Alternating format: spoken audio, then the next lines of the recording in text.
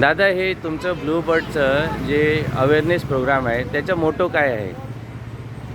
ब्लूबर्ड्सचा मोठा हा आहे की आपल्या समाजामध्ये, आपल्या महाराष्ट्रामध्ये, आपल्या राज्यामध्ये आणि प्रत्येक घरोघरी हा ब्लूबर्ड्सचा एक मोठा आहे की 100% मतदान व्हायला पाहिजे.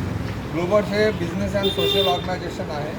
हा एक मतदानाचा अवेअरनेस प्रोग्राम प्रत्येक घरोघरी जाऊन प्रत्येक लोकांना एक जनजागृतीचा कार्यक्रम आयोजित करून आहे.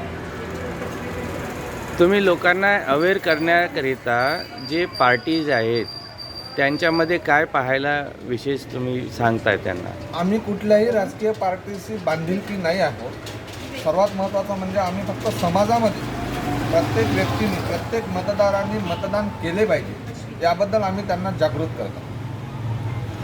जे नवीन मतदार जे आले आहेत, आता सध्या जे 18 वर्षाचे झालेले आहेत, यांच्याकरिता तुमचे काय मेसेज आहे त्यांना? त्यांच्याकरता एकच आहे का आपल्या हातामध्ये, आपल्या मतदानामध्ये आपली ताकद आहे.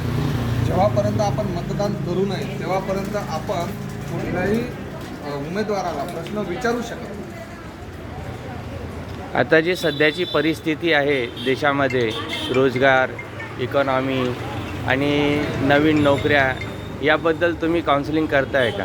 हो, आमचा त्याबद्दल फार जागृतीचा कार्यक्रम चालत असतो आणि आमचं ब्लूबर्ड्स ही ऑर्गनायझेशन त्याबद्दलच जास्ती अवेअरनेस करत असते का मतदार जे वयाच्या 18 वर्षापासूनच्या नंतरचा जे काही आपला रोजगार, बेरोजगारी यावर जास्तीत जास्त आम्ही लक्ष केंद्रित करत असतो. खूप छान काम करताय दादा तुम्ही.